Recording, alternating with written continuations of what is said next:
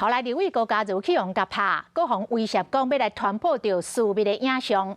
妇女团体今仔日举行记者会，强烈来呼吁，讲这个被害人无唔对，应该就要立专法来防止这种私密的影片的传播。讲目前的刑法根本无法度来保护被害人。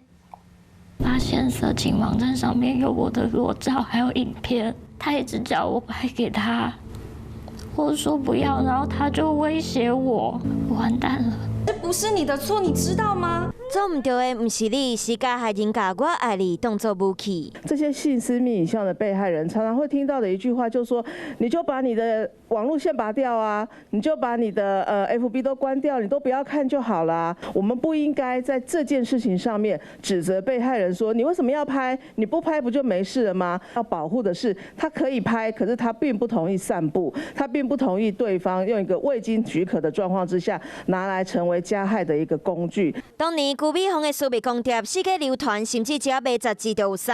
到即马立委高嘉瑜因为互威胁要散布伊的私密影片，就算互拍，要是唔敢讲。妇女团体认为行政院敢若提出修正刑法刑责，要是无法度处理，因为这唔是过去大家认知的非法透露偷翕。所谓私密影片流传的新形态犯罪，应该立专法保护被害人。事发时候必须要做一个立即有效的处理，要有一个所谓24小时内能够要求平台下架这样子一个机制哦。